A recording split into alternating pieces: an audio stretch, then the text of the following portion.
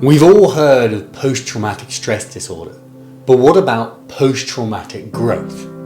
Post-traumatic growth counters traditional ideas of resilience, where people go through adversity and bounce back quickly to get back to where they were before, and poses the question that maybe adversity and trauma can be good for personal development. Psychologist Martin Seligman studied soldiers who experienced PTSD and PTG, post-traumatic growth. Seligman breaks resilience down into 5 underlying traits: positive emotions, engagement, relationships, meaning, and accomplishments. Positive emotions can be anything from joy, gratitude, hope. Engagement is about finding a task that requires all of your skill and focus. Relationships isn't just about finding people who can support you. It's also about belonging to a broader group. The same is true of meaning. Both relationships and meaning can give you purpose and fulfillment by making you feel like you're part of something bigger than yourself.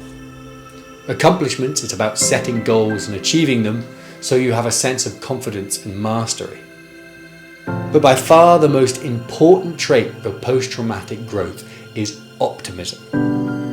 Optimists might initially experience all of the same negative emotions that the rest of us do, having gone through adversity or trauma, like anxiety or depression. But within a year, they bounce back, not just to where they were before, but better, stronger, transformed by the experience. Optimists embody Nietzsche's catchphrase, "What doesn't kill us makes us stronger." And the good news is, Seligman thinks that all of these traits can be learned, and the US Army agrees with him. The US spent $145 million on what they called comprehensive soldier fitness, using Seligman's techniques to build resilient soldiers. Seligman has a number of techniques to turn post-traumatic trauma into post-traumatic growth, but one of the most powerful and easiest is reframing the adversity.